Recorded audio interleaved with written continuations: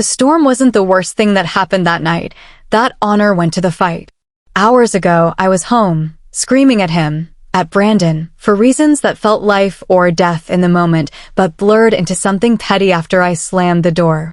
"You never listen. It's like talking to a damn wall," I'd shouted, throwing my coat on. His face, a perfect picture of indifference, the look that kills me every time, stared back. I told myself I didn't care if he followed me or not, but when the car headlights pierced through the snow and no one stood in the doorway, something inside me cracked. I drove without direction, pushing through the blizzard like the chaos outside could somehow drown out the chaos in my head. That's how I ended up here, stranded in a gas station in the middle of nowhere, my car parked outside, half covered in snow. I'd filled up the tank but hadn't even gotten the chance to pay.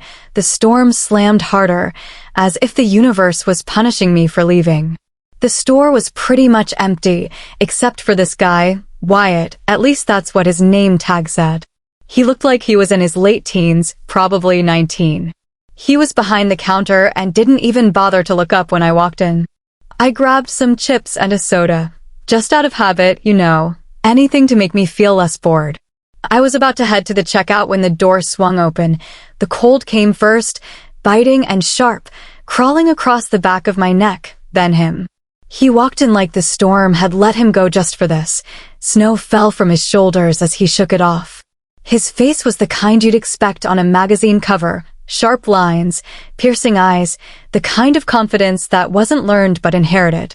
He was younger, sure, but there was something about him that made me feel out of place, like I was the one intruding. I pretended not to notice, keeping my head down, my hands tight around a can of soda, but he didn't look away.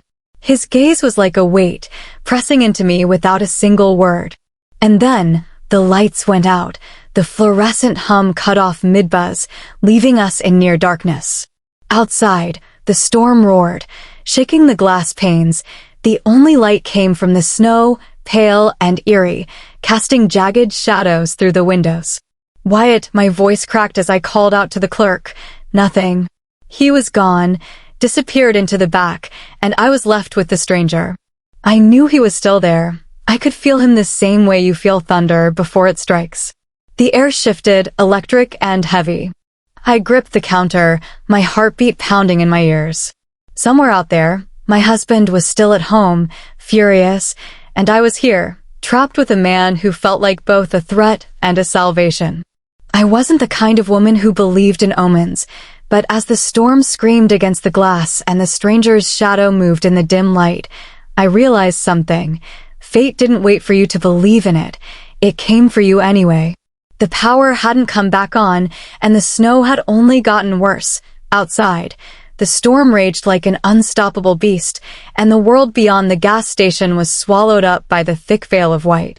We were stuck, all three of us, and it was clear we wouldn't be going anywhere until morning. The uneasy tension in the air hung between us as we stood there in the darkened store. I could hear the soft shuffle of footsteps, the faint rustle of paper as Wyatt returned from the back. He'd obviously given up on trying to fix the lights. I could hear him muttering under his breath as he grabbed a pack of gum and an old lantern, presumably for emergencies, and plopped back onto the counter. "Guess we're stuck here for a while," I said, my voice cutting through the silence. It felt odd, almost unnatural, to break the quiet. "Looks like it," Wyatt mumbled, barely looking up from his phone. It was as if he didn't care in the slightest about the storm or being trapped in a tiny store with strangers. The moment his eyes were back on his screen, I realized I didn't need to worry about him. He wasn't much for conversation, and I wasn't about to force one. I turned my attention to the man who had come in from the back, Dave. I'd overheard Wyatt call him earlier. There was something magnetic about him, despite the plainness of his clothes, dark jeans and a woolen jacket that seemed to have absorbed the cold from the storm outside. He had a presence that couldn't be ignored. His eyes were an amber brown, warm and easy, and there was a kindness in his smile that drew me in, though he hadn't said much. "Well, it's a bit of a strange way to spend the night," I said, smiling a little as I tried to make the best of the situation. He chuckled, his voice deep and soothing, like the sound of something soft but strong. "Yeah, a bit." I've never been stuck in a gas station before, but I guess there's worse places to be. I liked the way he said that, like he was acknowledging the weirdness of the situation, but also accepting it with ease. It was refreshing. What do you suggest we do to pass the time? I asked, trying to steer the conversation into something less awkward. He took a step closer, and in the dim light, his smile took on a knowing look, something that sent a shiver down my spine, but not entirely in fear. How about a game? He suggested, his voice low and velvety. I raised an eyebrow, intrigued. A game? What kind of game?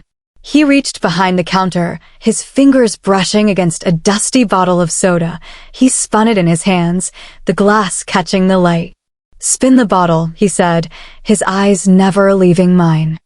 I felt a flush creep up my cheeks and glanced over at Wyatt, who was finally looking up from his phone, his eyes wide with surprise. Spin the bottle? Isn't that a bit juvenile? He asked, trying to keep his voice steady. Dave's smile deepened, and he leaned in slightly, his voice dropping to a conspiratorial whisper. Not the way I play it. Whoever the bottle lands on has to dance. The room fell silent. The air was thick with a mix of shock and curiosity. Curiosity. Wyatt's mouth hung open slightly, and I could feel my own heartbeat quickening. Dance? I finally managed to ask, my voice barely audible. Dave nodded, his eyes gleaming with a dark intensity. Yes, dance like no one is watching. I gulped. The idea was so absurd, so weird in a situation like this, but there was something undeniably thrilling about it. The thought of doing that in front of these strangers sent a wave of heat coursing through me. Wyatt shifted uncomfortably on the counter, his eyes darting between Dave and me. I don't know, man. That's kind of weird, he mumbled. Dave shrugged, a casual gesture that belied the tension in the room. It's just a suggestion, something to pass the time. But if you're both too chicken. He let the words hang in the air, a challenge that was impossible to ignore. I took a deep breath, my mind made up. I wasn't one to back down from a challenge, and there was something about Dave, something about the way he looked at me, that made me want to push the boundaries, to explore the edges of this strange, charged atmosphere. All right, I said, my voice steady and sure. Let's play. Dave placed the bottle on the floor, giving it a spin. We all watched as it twirled. It slowed, the neck pointing at Wyatt. He looked up, his eyes wide with a mix of fear and excitement. Me? No way I'm doing that, he said, his voice squeaking slightly. Dave nodded, a wicked gleam in his eyes. You dance for us, Wyatt. Wyatt hesitated for a moment, then slowly slid off the counter, his movements uncertain. He looked around the room, his eyes darting from Dave to me, as if seeking some sort of guidance. Go on, Dave urged, his voice low and encouraging. Let yourself go. Feel the music. There was no music, only the distant hull of the wind outside, but Wyatt began to move. His arms started to flail a little, like a bird trying to take flight in a cage that's too small. The movement grew more erratic, less bird-like and more fish-like. It was the weirdest dance I'd ever seen. Dave and I couldn't help but watch. I had to bite my lip to keep from laughing out loud. Dave spun the bottle again. This time, it pointed straight at him. He grinned, leaning back against the counter. Looks like it's my turn, he said, his voice still low and thrumming with energy. He started off with the moonwalk, sliding backward with surprising grace across the cold linoleum floor. His feet glided effortlessly, leaving me in awe. He moved like he'd been born for this, like he'd been dancing in the dark all his life. I watched him, my heart pounding in my chest.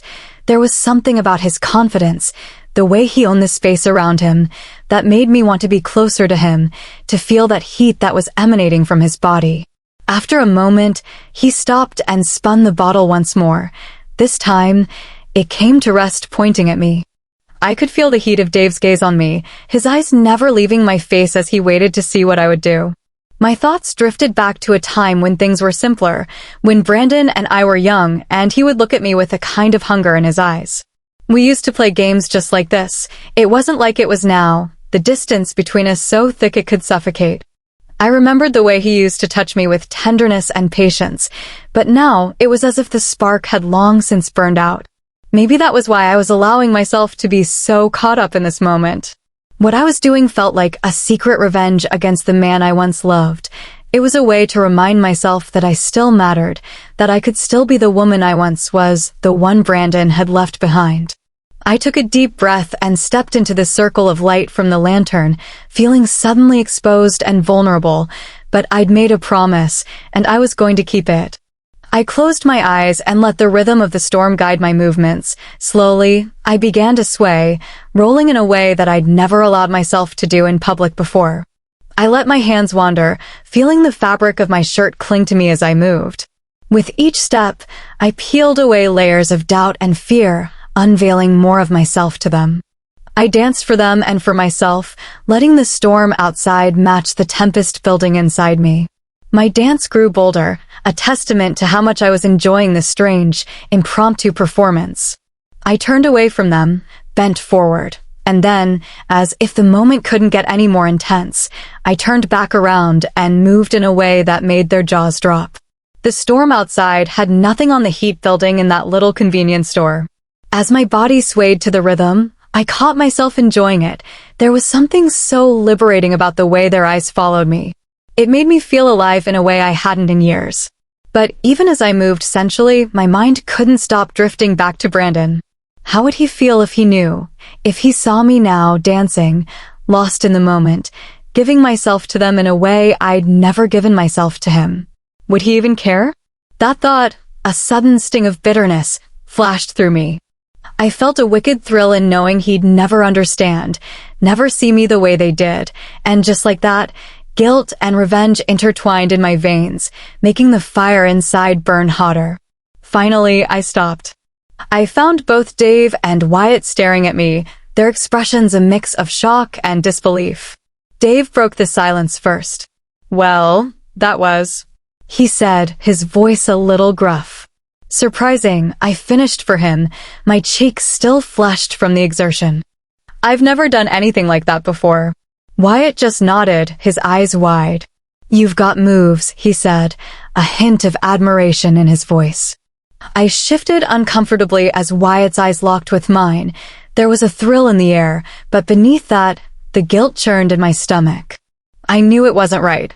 This wasn't the way I'd imagined it. This wasn't what I'd expected when I'd walked down the aisle to Brandon all those years ago, but things had changed. Brandon didn't look at me the way they did.